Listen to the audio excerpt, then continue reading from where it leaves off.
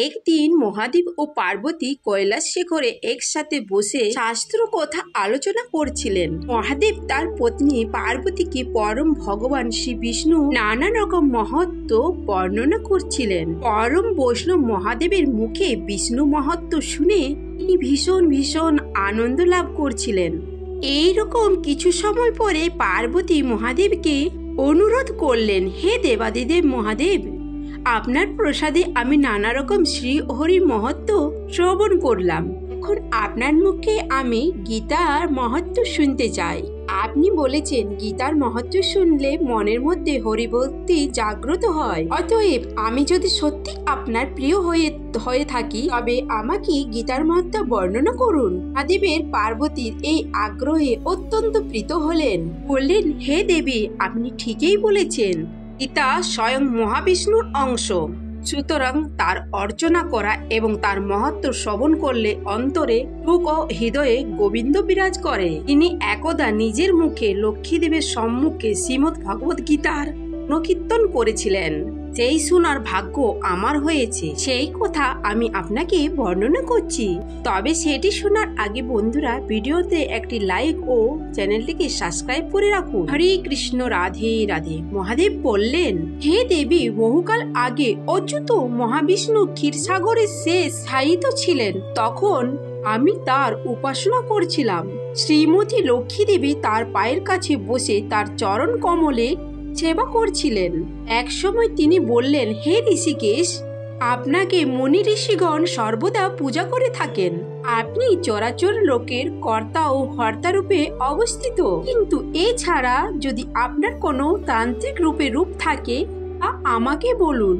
আমি আপনার কাছ থেকে পরম তত্ত্ব শ্রবণে ভীষণ কৌতূহলী। ভগবান বিষ্ণু লক্ষ্মীদেবীর কথায় অত্যন্ত খুশি হলেন। তিনি বললেন, প্রিয় লক্ষ্মী, আমার সেবায় যার প্রবণতা আছে সে এই জন্ম মৃত্যু বন্ধন থেকে মুক্তি হয়ে বিশুদ্ধ বুদ্ধি দ্বারা আমার নিত্য প্রকৃতি সম্বন্ধে উপলব্ধি করতে পারে।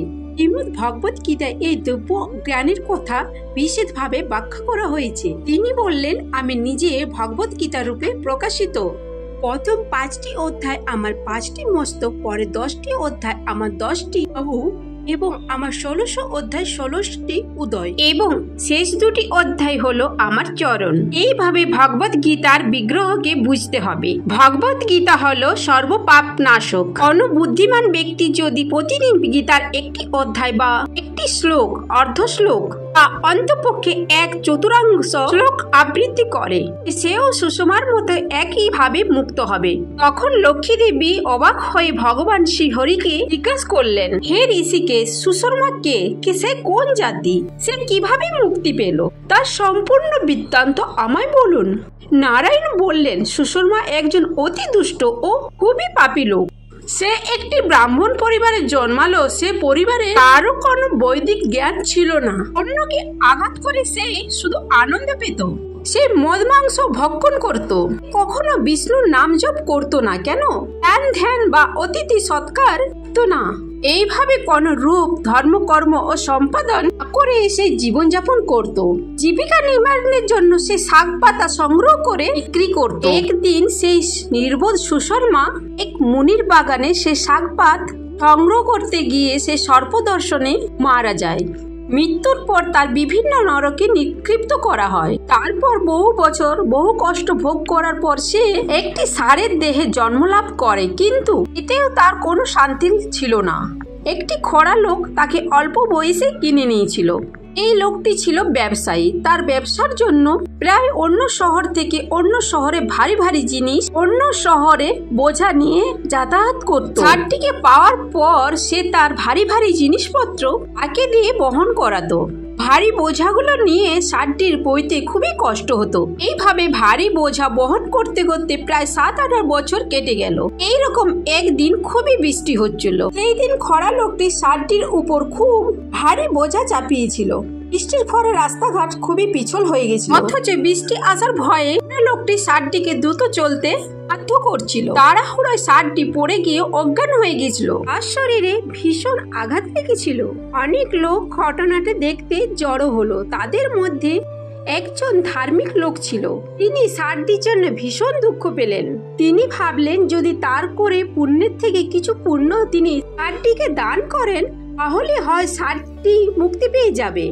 তিনি তখন মনে মনে তার কিছু ধর্মকর্মের ফল ষাঁড়টিকে দান করলেন। সেই দিকে দাঁড়িয়ে থাকা অন্যান্য লোকেদের মধ্যেও করুণা হলো। তাদের মধ্যে কিছু পুণ্য ফল সেই ষাঁড়টিকে দান করা হলো। সেই ভিড়ের মধ্যে একজন নারীও ছিল। আর মনেও ষাঁড়টির জন্য দয়া হলো। সেও ভাবলো সেও কিছু পুণ্য ফল ষাঁড়টিকে দান করবে, কিন্তু তারপরে ভাবলো আমি তো সবসময় পাপ কাজে লিপ্ত, আমার তো কোনো পুণ্য নেই। অনেক চেষ্টা করেও তার কোনো পুণ্য কাজের কথা মনে পড়লো না। তাও সে ভাবলো, হে পরমেশ্বর, আমি একজন পাপী নারী, আমার জীবন পাপে পরিপূর্ণ। তবুও যদি আমি কখনো কোনো পুণ্য কাজ করে থাকি আর অর্ধেক আমি হতভাগ্য ষাঁড়টিকে দান করব। এরপরে ষাঁড়টির মৃত্যু হলো। মৃত্যুর পর ষাঁড়টিকে যমদূতরা মৃত্যুর দেবতা যমরাজের গৃহে নিয়ে আসে। ষাঁড়টি ভাবলো আবার হয় তাকে কঠিন শাস্তি ভোগ করতে হবে, কিন্তু তাকে অবাক করে দিয়ে যমরাজ তাকে জানালেন, তুমি একজন দুরাচারী ব্রাহ্মণ ছিলেন, তোমার সমস্ত পাপের শাস্তি তুমি এখনো পাওনি, তোমাকে এখনো অনেক শাস্তি ভোগ করতে হবে। কিন্তু একজন মহাত্মা নারী তোমাকে তার পুণ্যফলের ফল অর্ধেক প্রদান করেছে। তার পুণ্যফলে তুমি এখন পূর্বকৃত পাপ কর্মের প্রতিক্রিয়া থেকে মুক্তি পেলে। যাও, এখন থেকে তুমি নতুন জীবনযাপন করো। এরপর তার জন্ম হলো বৈদিক সংস্কৃতি সম্পন্ন ব্রাহ্মণ পরিবারে। তবে পূর্বজন্মের কথা সে স্মরণ করতে পারল, ঠিক করেছিল নরকের অবস্থা থেকে মুক্তির কারণ সেই মহিলাকে খুঁজে বার করবে। বড় হতে হতে একসময় তার বয়স 15 বছর হলো। সে ঠিক করলো এইবার সে সেই মহিলাকে খুঁজতে যাবে। দৈবকালে সে তাকে খুঁজেও পেল। সেই মহিলা এখন বৃদ্ধা হয়েছে, তার রূপ যৌবন সব চলে গেছে। ব্রাহ্মণ তাকে তার পরিচয় দিয়ে বললেন, মাতা, বহুকাল আগে তুমি বাজারের মধ্যে একটি ষাঁড়কে তোমার কিছু পুণ্যফল দিয়েছিলে। আমি জানতে চাই তুমি কি এমন পুণ্যফল কাজ তুমি করেছিলে, আর ফল আমাকে আমার নরকে অবস্থা থেকে মুক্তি দিয়েছে। সে উত্তর দিল, হে মহাশয়, আমার বাড়িতে খাঁচার মধ্যে একটি তোতা পাখি ছিল। সে রোজ এমন কিছু একটি আবৃত্তি করে যা শুনে আমার মন সম্পূর্ণ শুদ্ধ হয়ে যায়। মনে হয় সে আবৃত্তি শোনার ফলে আমি তোমায় দিয়েছি। মহিলাটির কথা শুনে ব্রাহ্মণ কৌতূহলী হয়ে উঠল। সে বলল, আমাকে ওই পাখিটির কাছে নিয়ে যেতে পারবে? মহিলাটি সম্মতি হলো। এরপর তারা উভয়ে গেল সেই তোতা পাখির কাছে। মহিলাটি বলল, হে তোতা পাখি, তোমায় আবৃত্তি শোনাও। তোতা বলল। এরপর তোতা পাখিটি বিশুদ্ধ সংস্কৃতিতে কয়েকটি শ্লোক আবৃত্তি করলো। তার আবৃত্তি শোনার পর সত্যি তার মন প্রসন্নতায় ভরে গেল। তখন তারা পাখিটিকে বলল, হে তোতা পাখি, তোমার আবৃত্তি শুনে আমাদের মন প্রসন্নতাতে ভরে গেছে। তোমার উচ্চারণ ভীষণ মনোমুগ্ধকর। আমরা জানতে চাই তুমি এত সুন্দর উচ্চারণ শিখলে কোথা থেকে। তোমার বৃত্তান্ত বলো, তুমি কে, কিভাবে এই অলৌকিক জ্ঞান পেলে? আমার বিষয়ে শুনতে চাই। তাদেরই কথা শুনে তোতা পাখিটি, আমি আমার সম্পূর্ণ বৃত্তান্ত বলছি, তোমরা মন দিয়ে শ্রবণ করো। তবে তার আগে যে সকল ভক্তবৃন্দ শুনছেন চ্যানেলটিকে সাবস্ক্রাইব করে দাও। তোতা বলল, আমি পূর্বজন্মে এক পণ্ডিত ব্রাহ্মণ ছিলাম।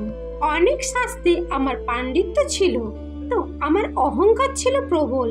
প্রায় আমি আমার পাণ্ডিত্যের জন্য অন্য সকল পণ্ডিত ব্যক্তিদেরকে বিদ্রুপ করতাম। খুব ঈর্ষাপরায়ণ ছিলাম। তাই মৃত্যুর পর আমাকে বহু নরকে দীর্ঘকাল যন্ত্রণা ভোগ করতে হয়েছে। নরকে অশেষ যন্ত্রণা ভোগ করার পর আমি পাখির দেহ লাভ করেছি। আর পূর্বজন্মে পাপ কাজের জন্য শৈশবে আমার মাতা পিতার মৃত্যু হয়। একদিন যখন আমি তপ্ত বালির উপরে অযত্নে পড়েছিলাম, তখন কতিপয় ঋষি দয়া করে আমাকে তাদের আশ্রমে নিয়ে যান এবং একটি খাঁচার মধ্যে রেখে দেন। সেইখানে ঋষিদের ছেলেমেয়েরা শ্রীমদ্ ভগবত গীতা প্রথম অধ্যায় আবৃত্তি শিখছিল। আমিও তাদের সাথে বারবার শ্লোকগুলি আবৃত্তি করছিলাম। কিছুদিন পরে এক দস্যু আসে আমাকে সেখান থেকে চুরি করে নেয়। সৌভাগ্য মতে সে আমার এই ধর্মপরায়ণ মহিলার বিক্রি করে। তারপর থেকে আমি কেবল আমার শিখা সেই সব শ্লোকগুলি আমি আবৃত্তি করতাম। তোতা পাখিটির কথা শুনে ব্রাহ্মণ এবং মহিলা দুজনে ভীষণ আকুলত হলো। তারা এরপর পবিত্র ধর্মপরায়ণ জীবনযাপন করতে লাগলো। ভগবান বিষ্ণু বলতে লাগলেন ভগবত গীতায় প্রথম অধ্যায় আবৃত্তি করে পাখিটি সম্পূর্ণরূপে শুদ্ধ হয়েছিল।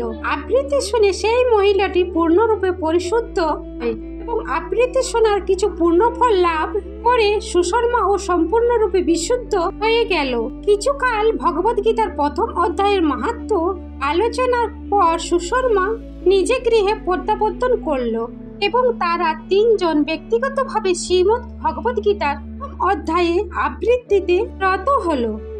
শীঘ্রই তারা পরমধাম বৈকুণ্ঠে পৌঁছে গেল। ভগবত গীতার প্রথম অধ্যায় আবৃত্তিকরণ ও শ্রবণ ও অধ্যয়ন করে অনায়াসে এই জড়জগতে ভবসাগরে অতিক্রম করে ভগবান শ্রীকৃষ্ণের শ্রীপাদ পদ্ম সেবা লাভ করে। হরে কৃষ্ণ। হে রাধে। সবাই ভালো থাকবেন, সুস্থ থাকবেন।